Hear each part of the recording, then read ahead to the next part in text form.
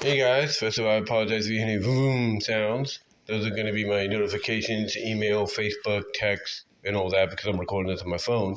So if you hear any vroom sounds, that's going to be them. But if you hear a big vroom sound, that's going to be my bank telling me, hey, your reoccurring payment didn't go through because you're low on funds for at least the next 48 or 36 hours, something like that. So I do apologize if you hear that during this recording.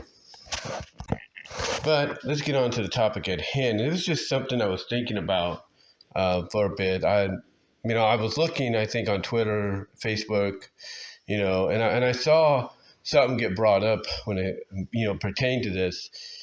And I know that it's been over 20 years, 20 years, a couple of years ago, basically, 2023 would have marked 20 years, excuse me, almost got tongue-tied there. But would have marked 20 years, if you will, in 2023 since this happened. But now it's going on 22 years. It's actually 21 and a half. So this revelation is old enough to drink. But basically in 2003, in July of 2003, actually, the 125th issue of Archie Sonic was released. And it was a big deal, very big deal. And this took place during what people describe as the Adventure Era. That's right, the Adventure Era, if you will. And the reason people describe it as that is because it's an error, if you will, that started back around issues, post issue 75. Post issue 75, because that is when we got Eggman involved as the new primary villain. Basically, in story, he was actually Robo-Robotnik from another dimension, another universe. And basically, he decided to download his conscience into the Eggman body. Anyway, that's where the Adventure Era, I guess you could say subtitle, for this run of Archie Sonic came into play, because what happened afterwards is we didn't immediately get it, but basically 3 issues later, we essentially got the start of a loose adaptation of Sonic Adventure. That's what we ended up getting. And this was such a big story arc at the time, that basically it went from essentially, I believe, issue 78. I think it went from issue 78 to about, I think, issue 85, issue 86, if you will. It went for a long time. It basically went for about, I would say, about 78 to issue 86. It almost went for 10 months. It went for about 8 months. But what made this so big is that it also needed an annual. It needed what was known as the super special annuals, the super special issues, which would annually come out almost every quarter or every other quarter. It needed one of them to really flesh out the story. And you would think the super special would be where the story concluded, but no, the super special was just another part of it.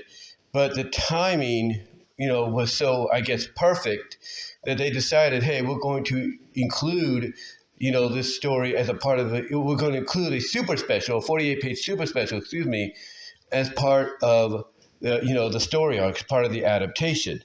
That's how big they made this. And it lasted, like I said, up to about issue 86, 85, somewhere around that vicinity. I have to go double check. But it lasted for a long time. Now, afterwards, they kind of spun their wheels a little bit. They went into the whole freedom fighters go back to school kind of deal, the love triangle with, Sonic, Sally, and Mongoose, and so on and so forth and stuff like that. And basically, when we approached issue 124 and 125, that's when things picked up. Now, like I said, we were still in the Adventure Era when it started to happen, because like I said, we were dealing with the aftermath of the loose adaptation of the story arc to where, like I said, they had the characters go back to school. You had Elias, who had just come back into Sally's life, her brother.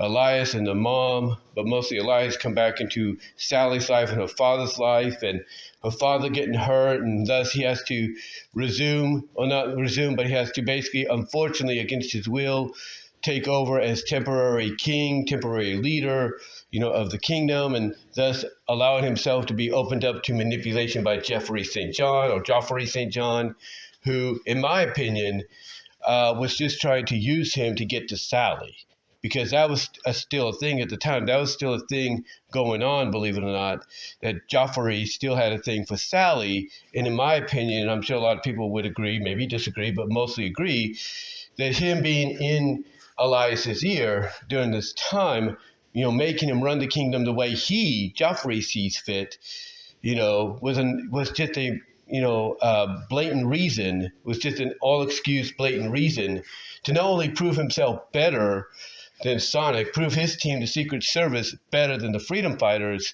but to also get to Sally, which, of course, as we all know, ended up backfiring, in his face and putting him and his team on the shelf for an undisclosed amount of time, but did positively open up his eyes and make him realize that, hey, he doesn't have to be this way. He doesn't have to act like he's better than somebody else and, to be a hero. He always has been, and that the love he's been looking for has been right in front of him in the form of Hershey the cat.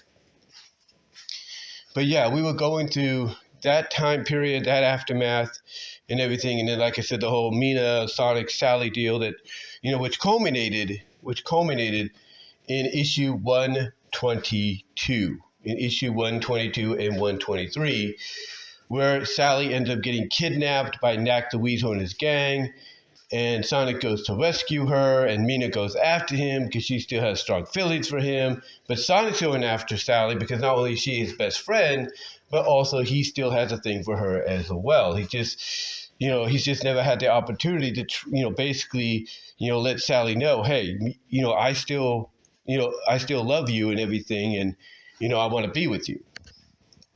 He just hasn't had the opportunity because of what I mentioned just previously, the whole, Sally staying in the castle, being homeschooled, them going to school, Geoffrey St. John, basically doing what he did to try to, make himself better and also try to, get to Sally, stuff like that. But that's my take on it, and I'm sure other people would agree.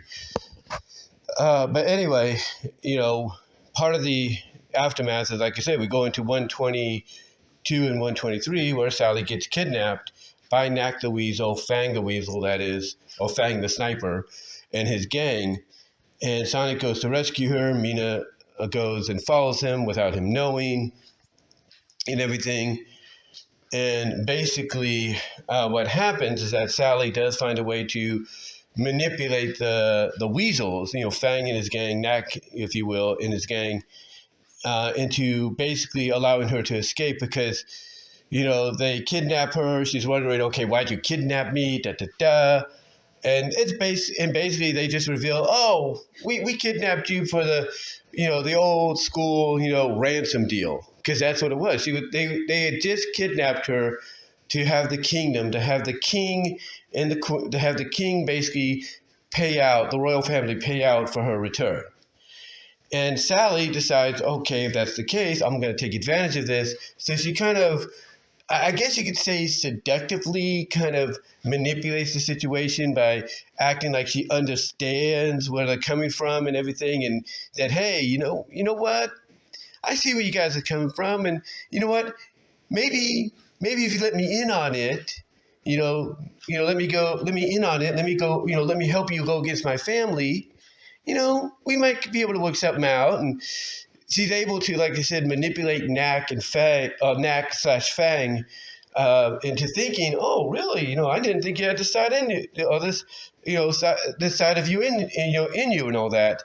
And it's enough, it's enough of a manipulated distraction for her to basically knee him right in the nuts, to where it has him drop his gun. She picks it up, and basically she says, hey, you guys don't want me to do what I don't want to do, then you're going to just let me go. And she does. And she runs for it, knowing that, hey, she ain't going to be able to run for much longer. She ain't going to be able to, distract herself, or distance herself long enough, not distract, but distance herself long enough to try to possibly escape, unharmed.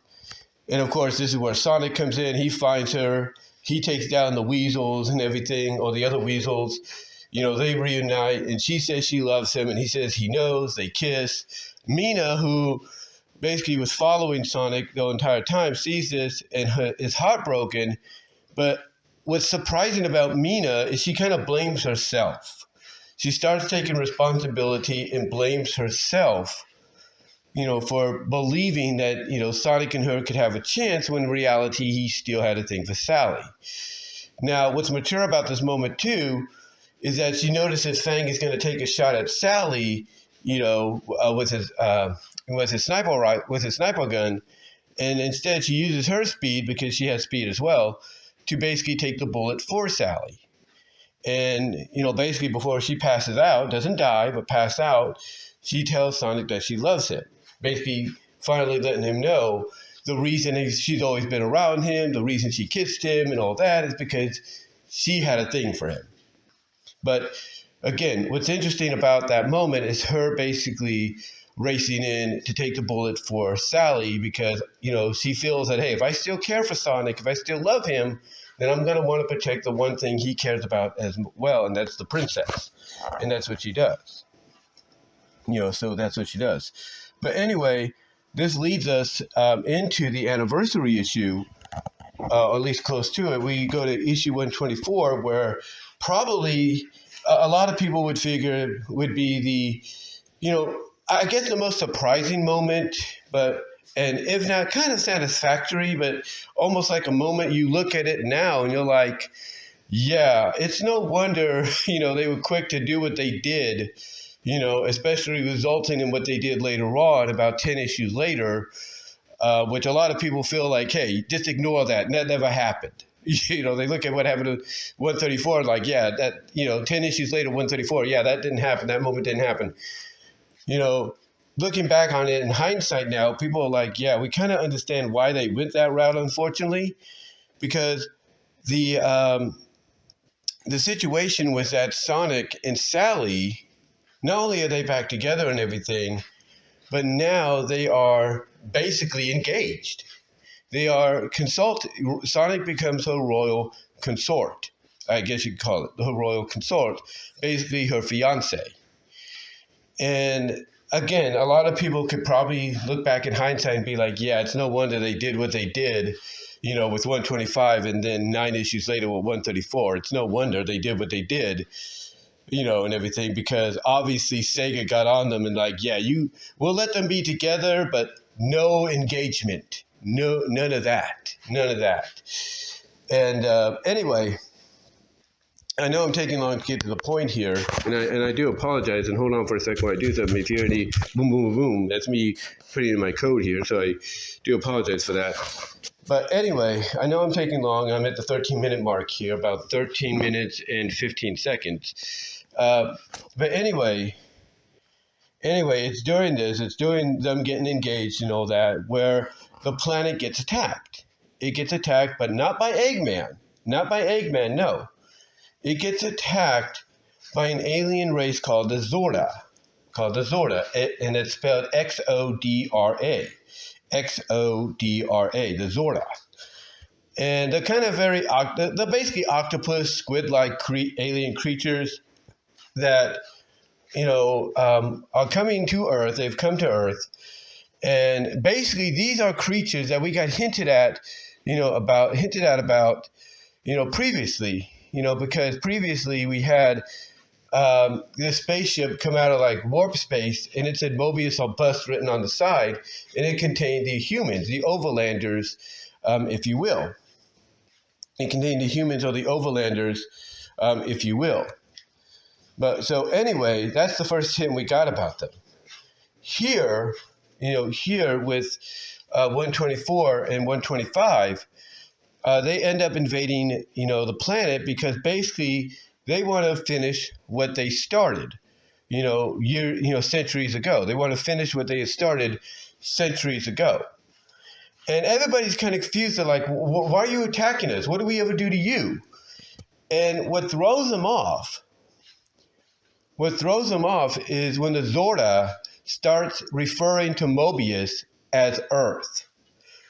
They start referring to it as Earth and everything, and everyone from Sonic to Sally to basically everyone. I'm trying to find the right words to say here. I do apologize, but everyone from Sonic to even Sally for a time to Bunny to even those citizens on Angel Island, if you will, and everything to to the king. To the king, if you will, all of them, even Shadow for a bit, Bunny, you name it.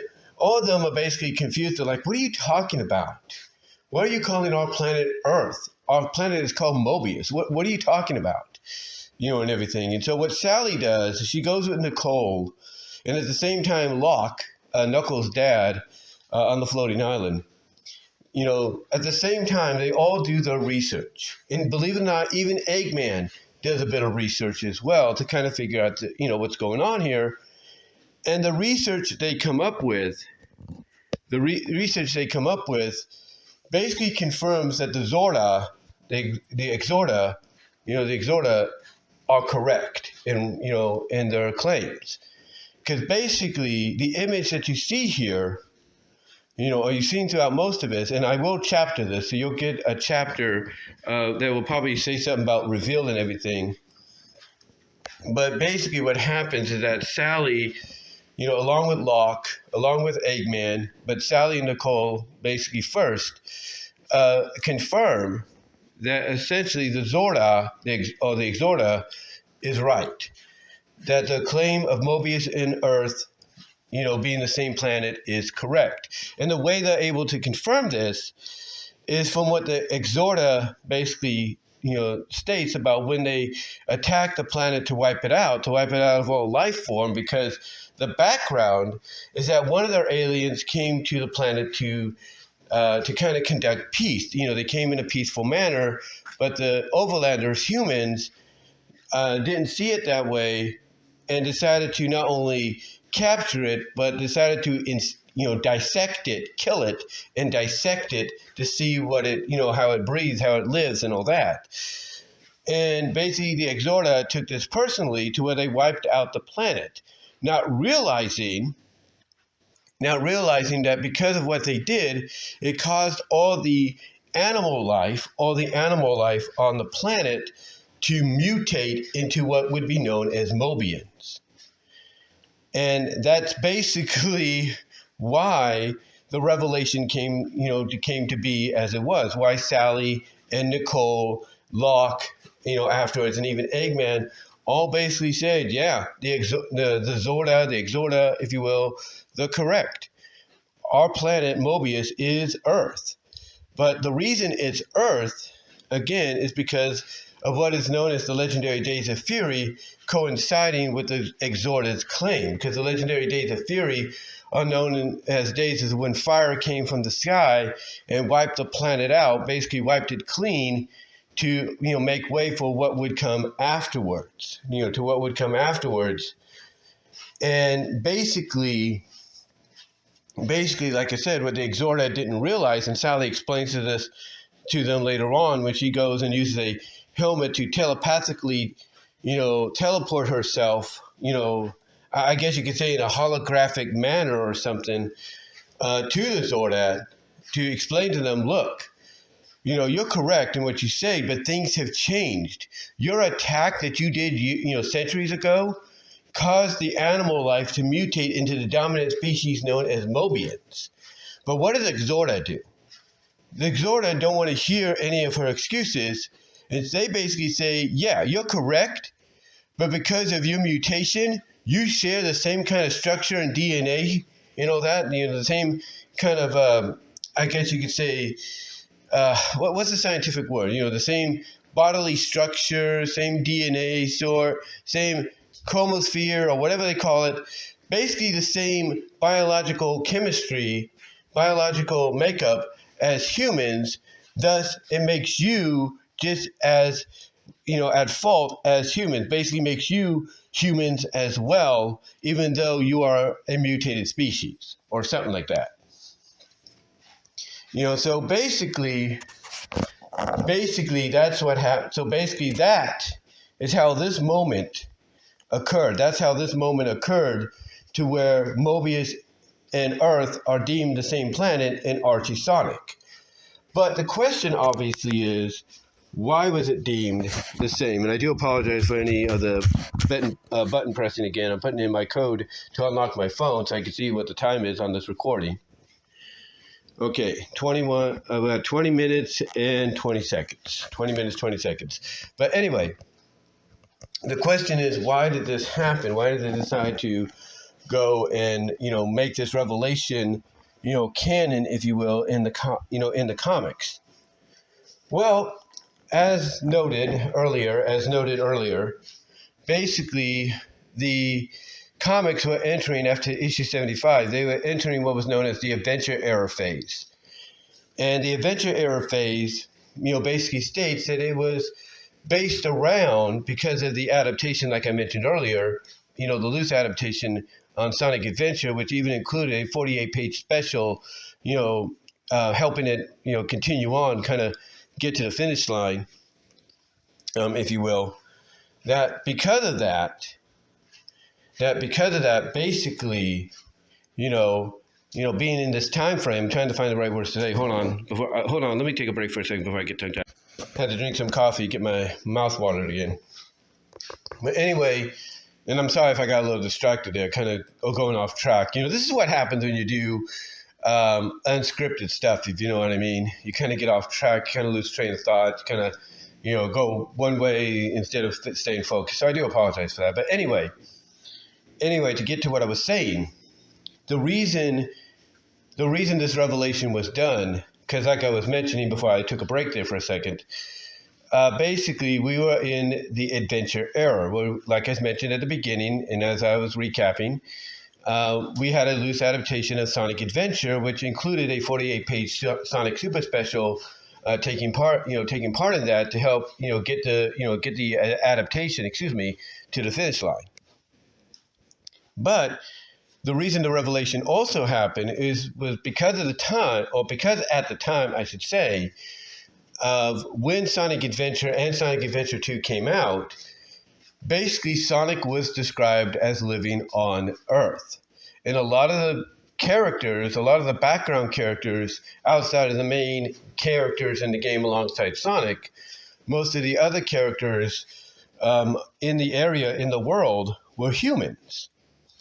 And it was basically decreed, as far as I know, if not, I guess you could say somewhat confirmed by sources within SEGA, within the SEGA camp, that the game, the game's world that Sonic lived in was Earth, or at least a futuristic version of Earth. So what did they do to kind of work around that, since at the same time when Sonic Adventure came out and even Adventure 2 came out, what did they do to work around that? They decided, okay, well, the planet that Sonic, the world that Sonic inhabits in the game is Earth, but yet the one here is Mobius, and we're doing this adaptation. We're now in this Adventure Era kind of phase and all that. What do we do to fix that? What do we do to rectify that? Because I'm sure Sega was on them, like, look, we want you to follow bits. It's like, hey, we're cool with what you're doing, but we want you to follow bits of the game. We want you to take bits of the game and make it part of the comic. You need to do something to make that happen. So my assumption is, I'm sure Sega got on them about that, or at least advise, because Sega did have representatives even now. With IDW, they had representatives then, and I'm sure the representatives like, look, you got to do something to basically acknowledge that the world Sonic inhabits is Earth. In the comics, just like, it's decreed in the game, or just as it's described in the games. So my assumption is they probably got word from Sega through the representatives, if not Sega themselves, and they made the decision, you know what, we got an idea, and that idea was to basically say, let's make Mobius and Earth the same. And they probably came up with the idea that Ken had come up with himself, because Ken, I think, was helping with the comic at the time as well, at least with the anniversary issue. And they probably decided, let's take that concept that Ken made about the Days of Fury and all that, and let's tie it into this story arc to basically make it one and the same, so that there is an explanation why Mobius, why the XORDA are, calling Mobius Earth. Let's give it a reasoning, and that reasoning is because they're the ones that caused the Days of Fury to occur. They're the ones, in their attempted effort to wipe out all life on Earth, caused a mutation of the animal life into what would be known as the Mobians, and whatever human life remained to go to go out and hide, in different parts of the world, even underneath it, and create new civilizations there, like Station Square. I know it sounds a little confusing and all that, but basically that's what I believe. That's what I feel, happened. That essentially it was them saying, look, Sega's getting on our butts about this. The representatives are getting on our butts about this. The game is out. They want they want some elements of the game world to be part of the comic world. How do we do this? And that's when they decided to, like I said, take the concept of the Days of Fury that Ken had come up with and basically, integrate it into the story. And I'm sure it was Ken Penders himself, who was, like I said, working on the comics well at the time, helping out, contributing to the book. Excuse me. I'm sure it was Ken Penders himself, because all artists and writers were brought in for these anniversary issues. I'm sure Ken himself was like, yeah, let's do that. Let's, let's take the Days of Fury concept that I came up with, and let's make it, as the reason why the XORDA, are calling Mobius Earth, because they're the ones that caused it when they tried to wipe out the world. So that's just something I think happened. I know it sounds a little more confusing, and I know it sounded more confusing than I should have made it and all that, so I do apologize. But the point I'm getting at is I believe thoroughly, and I'm sure I'm not the only one, I believe thoroughly that that's the reason we got this revelation in 125. Not because of the fact that they wanted to tie up some loose ends of like, okay, we have the Days of Fury, let's make this the explanation, No. They did it because of the fact that we were in, as noted, the Adventure Era portion, the Adventure Era phase of the Archie Sonic, and also the fact that this was a phase that got started post-75 and everything, and that, basically because it got started then, where it also included the Sonic Adventure Loose Adaptation, it made sense to go that route. And I'm sure Sega had a bit of a say in it as well, as to say, look, you got to tie in some elements of the newer games into the comic to make them feel a little closer than they were before. And I'm sure this was one of the things they had requested, to be, changed or at least acknowledged or something like that. And they give them credit. They found, very, surprisingly, a creative way of making it happen. But that's why I feel, but basically that's why I feel it happened. That's why the revelation occurred. But yeah, it's hard to believe. It's hard to believe that it's been 21 and a half years, going on 22 years, over 20 years actually, since that revelation was done in the comics. And I'm going to tell you honestly, I was living in Lawrence, Kansas when that revelation occurred, and I was kind of taken aback by it, but in a way I was like, yeah, it kind of makes sense in a way because of what they were doing with the games at the time. So it kind of made sense in my opinion. It kind of made sense, but still it was like, a big revelation. It was a big revelation because you're wondering, okay, we know they have overlanders. We know they have humans, overlanders, if you will, in the comic. How did they get to that point? How are they there existing with, these Mobians? Where did they come from and all that? And, well, we got our answer. Especially since, like I said, we were in a phase of the comic which was focusing itself, centering itself, around, the adventure games that had come out on the Dreamcast and the GameCube. So yeah, it's hard to believe it's been that long. But for me, yeah, it was a shock. But over time, I realized, well, I wouldn't say over time, but like I said, I realized, briefly after that, like, yeah, it kind of makes sense and all that. But looking back on it in hindsight, yeah, it's quite the revelation. It's quite the revelation, if you will, because, honestly, after that, when you think about it, Mobius was never really referred to by name as much as it used to be. They still acknowledged it as Mobius, but not as much. They focused it basically as Sonic's World and all that, and that was it. That was it. So yeah, it was a, interesting plot twist, if you will, that I'm sure some people probably saw coming at that time, but looking back on it now would probably admit maybe they didn't, or maybe they saw it coming a long ways. Who knows? But let me ask you this, guys, in closing. What was your thoughts?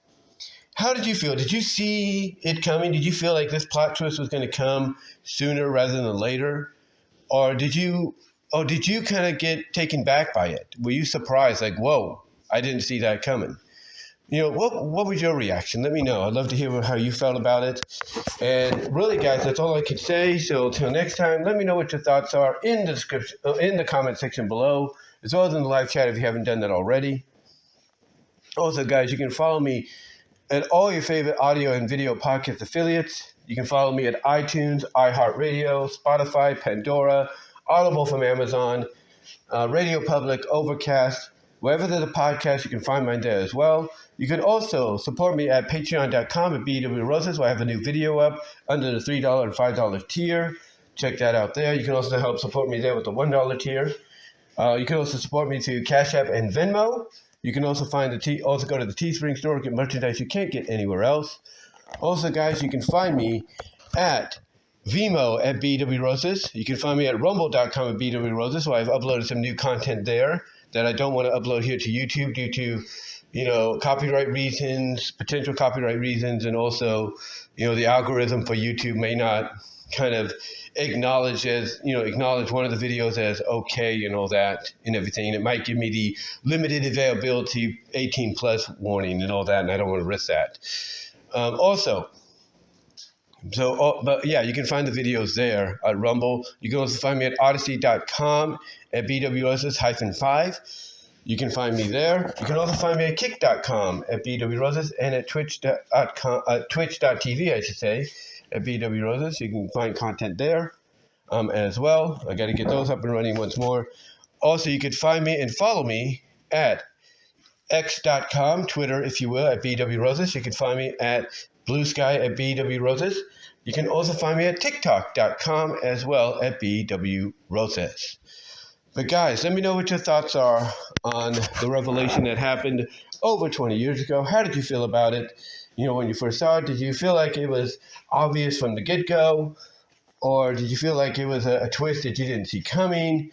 Or did you feel it was coming, especially after they did the Sonic Adventure adaptation, or even after the Overlander character, showed up and, in the final parts of Endgame? Let me know what your thoughts are, and until then, I am out. God bless. Take care.